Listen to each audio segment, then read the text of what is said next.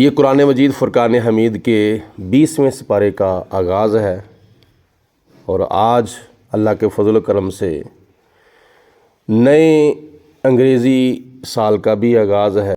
اللہ پاک کی ذات نے 19ویں پارے کے آخری جملے کے اندر کافروں سے ایک سوال کیا ہے، وہ بھی اپنے پیارے حبیب نبی پاک صاحب الاولاق حضرت محمد مصطفیٰ صلی اللہ علیہ وسلم کے ذریعے اور حضور کے سبب، اے میرے محبوب علیہ الصلوۃ والسلام تم ان سے پوچھو۔ فرماتا ہے کہ میں بہتر ہوں یا یہ تمہارے بت بہتر ہیں؟ لیکن ان کا کوئی جواب کافروں کی طرف سے نہیں آیا۔ دوسرا سوال اللہ پاک کی ذات نے 20ویں سپارے کے آغاز میں ان سے کیا ہے کہ اے میرے پیارے حبیب علیہ الصلوۃ والسلام ان سے دوسرا سوال کرو کافروں سے جو مجھے چھوڑ کر بتوں کی پوجا کرتے ہیں، جھوٹے خداؤں کی پوجا کرتے ہیں، لات عزا منات و حبل کے آگے اپنا سر جھکاتے ہیں، سجدہ کرتے ہیں۔ ان سے پوچھو، دوسرا سوال یہ ہے، امن خلق السماوات والارض، یا اللہ بہتر ہے جس نے آسمانوں کو پیدا فرمایا ہے اور جس نے زمین کو پیدا فرمایا ہے تم میں سے کسی کا ایسا خدا، کسی کا ایسا بت جس نے زمین کو پیدا کیا ہو؟ کوئی بت ایسا ہے جس نے آسمانوں کو پیدا کیا ہو؟ کوئی نہیں، اور نہ اس کا کوئی جواب ہے ان کے پاس۔ اس بات پہ ان کا بھی یقین ہے کہ زمینوں آسمانوں کو ہمارے بتوں نے پیدا نہیں کیا بلکہ اللہ کی ذات نے پیدا کیا ہے۔ یہ ان سے اللہ پاک کی ذات نے دوسرا سوال پوچھا ہے، بتاؤ زمینوں کو کس نے پیدا کیا، آسمانوں کو کس نے پیدا کیا؟ اللہ نے پیدا کیا ہے یا تمہارے جھوٹے خداؤں نے پیدا کیا ہے؟ اور آگے اللہ تعالیٰ نے پھر پوچھا وَأَنزَلَ لَكُم مِّنَ السَّمَاءِ مَاءً، یہ بتاؤ کہ آسمان سے جو پانی برسایا ہے یہ کس نے برسایا ہے؟ یہ تمہارے بتوں میں سے کسی بت نے برسایا ہے یا اللہ پاک نے برسایا ہے؟ اس کا بھی ان کے پاس کوئی جواب نہیں ہے۔ یہ اللہ کی قدرت ہے کہ ہزاروں، لاکھوں، کروڑوں، یا اللہ بہتر جانتا ہے کتنے سال پہلے سے اللہ پاک نے یہ آسمان بنایا، اور آسمان بنا کر پھر اس کے نیچے کوئی تھم نہیں کھڑا کیا، کوئی دیوار کھڑی نہیں کی، لا محدود آسمان۔ زمین کی تو پھر بھی حد ہے کہ 7 بر اعظم ہیں، اور مشرق کی طرف دیکھو تو سب سے پہلے جو ملک ہے وہ انڈونیشیا ہے۔ جب سورج طلوع ہوتا ہے اس کی سب سے پہلے کرنیں جو ہیں وہ انڈونیشیا کے اندر پڑتی ہیں، اور پوری دنیا میں سب سے پہلے 24 گھنٹوں کے اندر سب سے پہلے انڈونیشیا میں فجر کی نماز ادا کی جاتی ہے سب سے پہلے۔ اور مغرب کی طرف دیکھو تو آخری ملک ہے جو دنیا کے کنارے پر، وہ مراکش یا سینیگام، اس طرح کے نام کے یہ 2 ملک ہیں دنیا کے آخری کنارے پر مغرب کی طرف۔ یعنی زمین کی تو پھر بھی حد ہے، اور آسمان کے کنارے کا آج تک کسی کو پتہ ہی نہیں چلا کہ آسمان کا کنارہ کہاں تک ہے۔ اتنا بڑا آسمان، اتنا چوڑا آسمان، اتنا لمبا آسمان، اتنا وسیع آسمان، بغیر کسی ٹیکی کے، بغیر کسی سپورٹ کے، بغیر کسی دیوار کے، بغیر کسی پلر کے اللہ پاک کی ذات نے کھڑا کیا ہوا ہے۔ یہ ہمارے لینٹر ڈالنے میں اور اللہ تعالیٰ کے آسمان بنانے میں یہ فرق ہے۔ جب ہم اپنا لینٹر ڈالتے ہیں، چاہے چھوٹا ہو یا بڑا ہو، چھوٹا ہو تو 4 دیواریں کافی ہوتی ہیں، اور بڑا ہو تو پھر بیچ میں بیم بھی ڈالنے پڑتے ہیں، بیچ میں پھر تھم بھی کھڑے کرنے پڑتے ہیں، تو پھر کہیں ہمارا لینٹر جو ہے وہ کھڑا رہتا ہے۔ لیکن اللہ کی قدرت کا ایک کرشمہ ہے کہ اللہ پاک کی ذات بابرکات نے یہ ہمارے لیے آسمان بنایا بغیر تھموں کے، بغیر سپورٹوں کے، اور پھر اس آسمان سے اللہ پاک کی ذات نے ہمارے لیے پانی برسایا، بارش کی شکل میں، شبنم کی شکل میں، تریل کی شکل میں، اور کئی اسباب سے خدا تعالیٰ نے پانی برسایا۔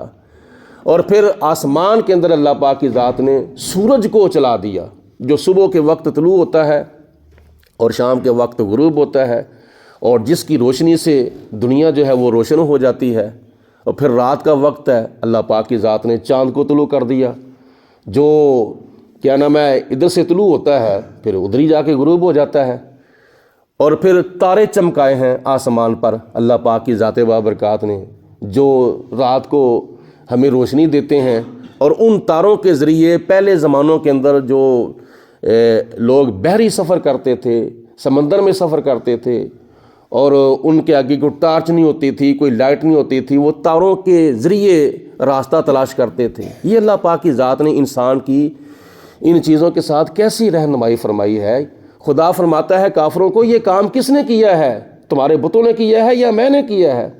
تو پھر بھی ان کو عقل اگر نہ آئے، پھر بھی ہندو لوگ بتوں کے سامنے اپنے سر جھکائیں، کافر لوگ بتوں کی پرستش کریں، تو پھر ان کی عقل، ان کی سمجھ کہاں ہے؟ ان کا دماغ کہاں ہے؟ دوسرے کاموں میں تو ان کا دماغ بڑا کام کرتا ہے، لیکن اللہ تعالیٰ کی بندگی کا جو حق ہے، جب وہ دینے کی باری آتی ہے تو پھر ان کو دیتے ہیں۔ نہ سنتا ہے، نہ بولتا ہے، نہ دیکھتا ہے، نہ کوئی کام کرتا ہے، نہ اس نے کوئی کیا ہے۔ یہ کتنی ان کی عقل ماری ہوئی ہے۔ یہ اللہ پاک کی ذات نے عقل، سمجھ، شعور اللہ پاک نے نبی پاک علیہ الصلوۃ والسلام کی امت کو عطا فرمایا ہے۔ نے فرمایا کہ فَأَنبَتْنَا بِهِ حَدَائِقَ ذَاتَ بَهْجَةٍ، ہم نے تمہارے لیے با رونق باغات اگائے، یعنی مختلف درختوں کے، اور مختلف ان درختوں کو سائز کے پھول لگائے، پھل لگائے، اور مختلف رنگوں کے پھل لگائے۔ یعنی کہیں امرود کا باغ ہے، کہیں سیب کا باغ ہے، کہیں کھجوروں کا باغ ہے، کہیں انگوروں کا باغ ہے، اور مختلف درختوں کے پھل لگائے، اور ان درختوں کو مختلف رنگوں کے پھل لگائے، اور ان درختوں کو مختلف سائزوں کے پھل لگائے۔ کسی کا سائز بڑا ہے، کسی کا سائز چھوٹا ہے۔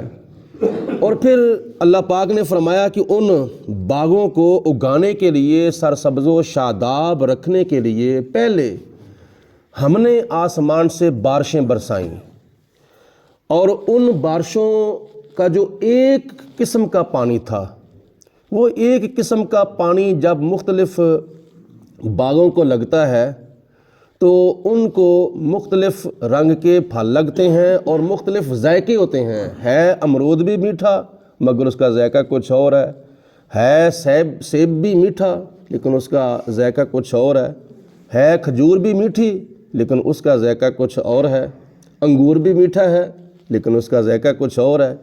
یہ اللہ کی قدرت ہے، اللہ کے سوا یہ کام کوئی نہیں کر سکتا۔